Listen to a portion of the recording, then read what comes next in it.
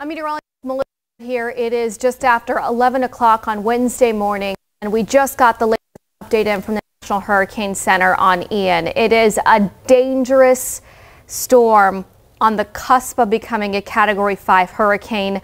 Hurricane hunters have been critical this morning, diagnosing rapid intensification of the storm, and it has maximum winds now up to 155 miles per hour for sustained winds and gusts up to 190.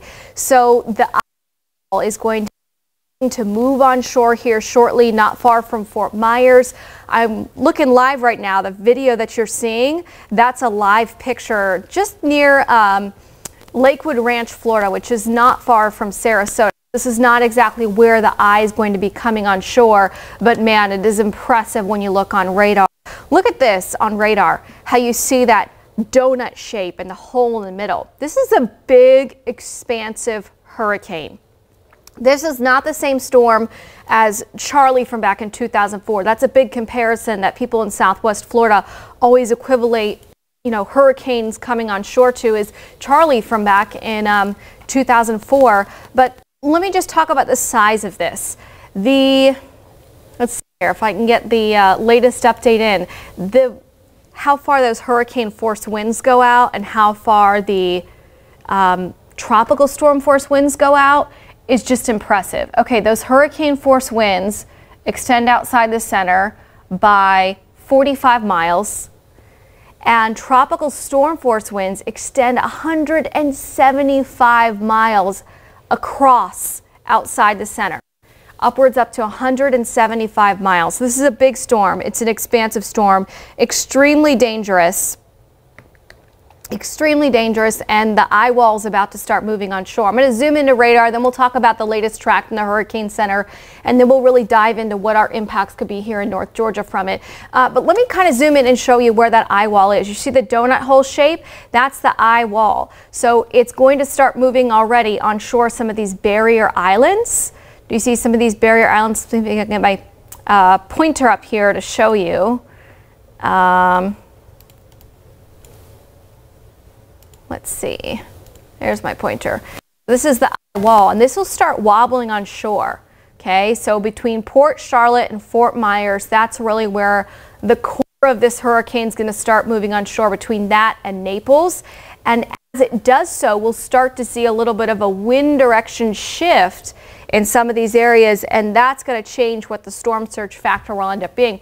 Right now on the northern side, Tampa has kind of had a bit of a sigh of relief over the last 24 hours as this model trend has shifted further south. But they're getting in on a lot of heavy rain on the south side of Tampa. Of course, there's a big tornado watch over all of southern Florida, and even into the Orlando area in that tornado watch, with some of the outer squalls of Ian starting to move on shore. So again, the latest is actually slowed down a little bit in its movement, moving north-northeast at 9 miles per hour. Winds are sustained at 155 miles per hour with gusts to 190. And let me show you the tropical watches and warnings that we have. That hurricane warning in red stretches all the way from the Tampa, St. Pete area down past Marco Island in Florida, which is south of the Naples area. You notice here as we get into Georgia, though, we also have now a tropical storm warning, and that covers the entire Georgia coastline. There are also some tropical storm watches that do extend inland by a couple of counties as well. So here's the track. It is currently just hours away from landfall, just situated 45 miles west of Naples, about 50 miles southwest of Punta Gorda, Florida. So it will be making landfall early this afternoon, likely just after or around the 2 o'clock hour. So here's the official track. Once it moves on shore, it is cut off from that supply of the warm waters of the Gulf of Mexico. Hurricanes are like steam engines. So they get all of their energy after being on the ocean water, and not just having warm waters at the surface, but deep, warm ocean waters and a lack of wind shear. Once they move on shore, there's two things that tear them apart pretty quickly. Number one is they're cut off from their supply of the latent heat of all of that tropical water, the warm waters. But number two, they're also moving over land where there's a lot of friction. There are trees, there are buildings. They're not over the relatively smooth ocean waters, so they also friction also plays a key role in helping to see these storms weaken really quickly as they move on shore. So by tomorrow afternoon, it's slowly moving across the peninsula of Florida and back out into the open waters of the Atlantic, but it is now just a tropical storm.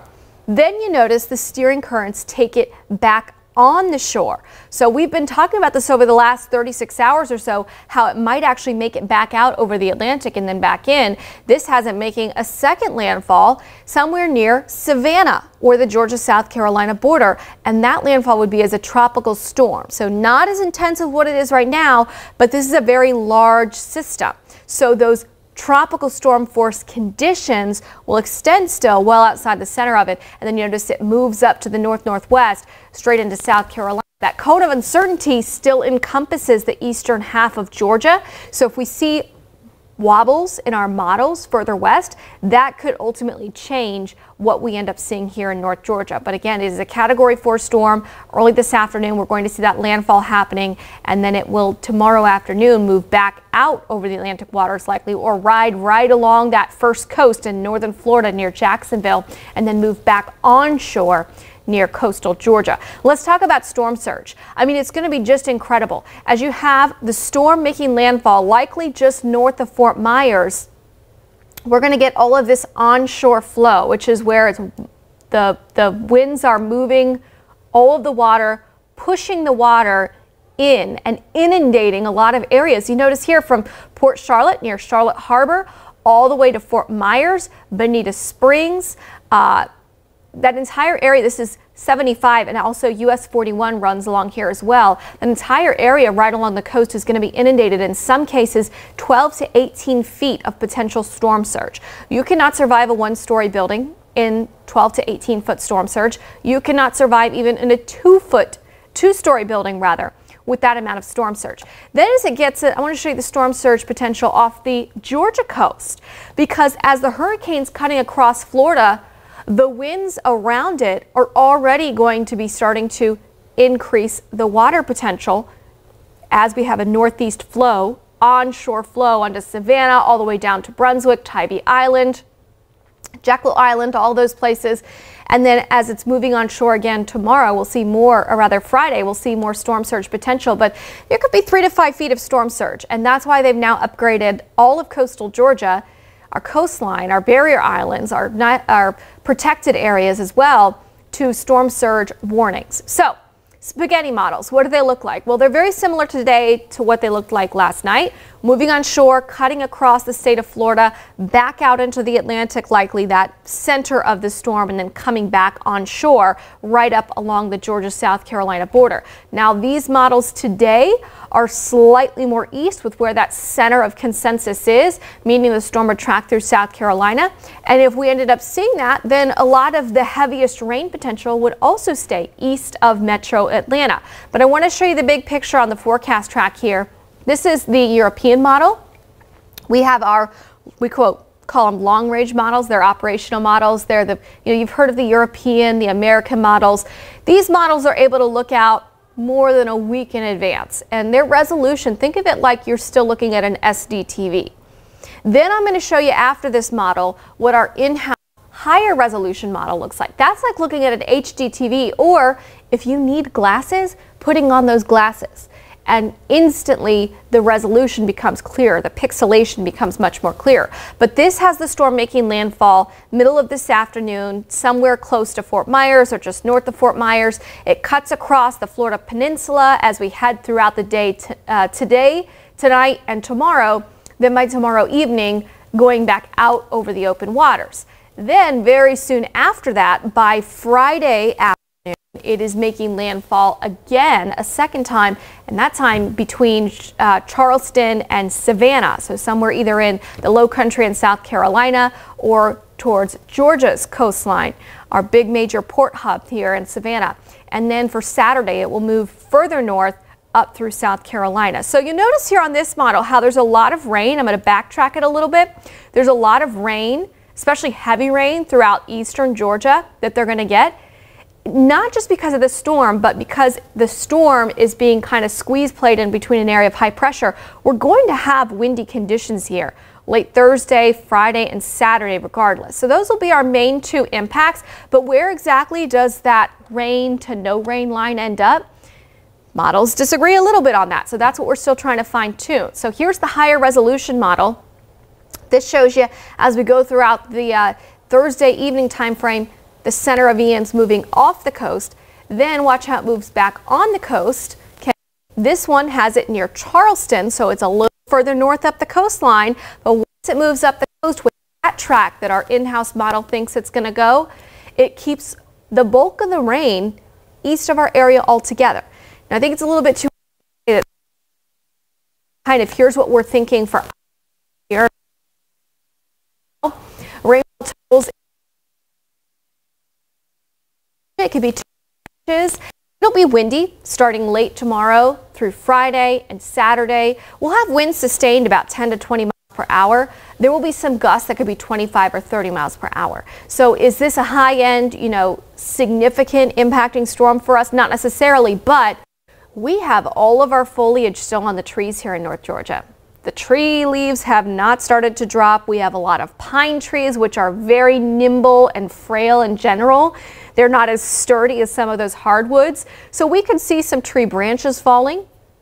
I think with some gusts persisting over 2 days straight, we could also see a couple of trees in general that maybe are not as firmly intact at the root system coming down, especially if we have pretty dry ground right now. We haven't had a lot of rain this month of September.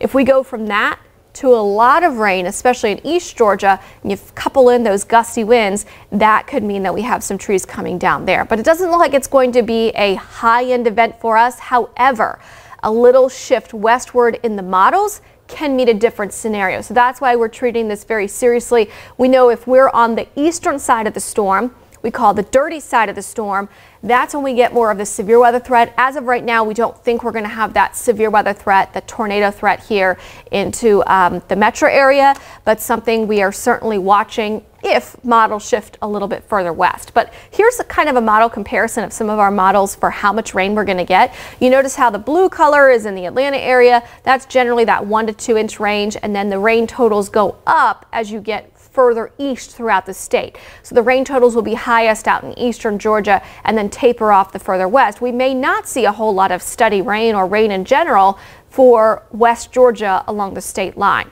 So we're really on the cusp between getting the impacts from Ian and seeing just breezy, showery conditions, and still a couple days out to fine tune this forecast. It looks like right now we wouldn't see that rain starting to move in until later on Friday.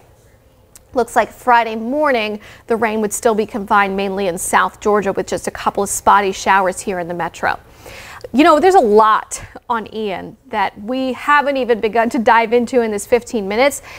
We have a breakout on our 11 Alive app, and you can also get on the 11 Alive website that talks about these Georgia impacts. We have a lot of information on the state of emergency that the governor has issued and what that's going to do to not just mobilize resources, but help prevent price gouging as well in the state. You can use our texting system and find out the links to all of those articles online. You can text Ian, the word Ian, to 404-885-7600. And we'll reply with that with a link so that you can get the latest on Ian. Where is it? Where is it going? Where are the latest models? What are we expecting in Georgia? And after we wrap up this live update on 11 Alive Plus, we're actually going to be continuing to stream for the next several hours, looping images of that track of the storm, the radar of the storm, so that you can stay up to date on what's happening, especially if you have family and loved ones down there in Florida right now dealing with this storm. And we'll be back at 2 o'clock today on 11 Alive Plus with another update that comes in from the Hurricane Center. Chris Holcomb and myself will be walking you through that. And then also coming up, just less than 45 minutes from now, 11 Alive News at noon. We'll be looking live at the storm moving on the coast as we get closer and closer to that landfall and ultimately where it will be.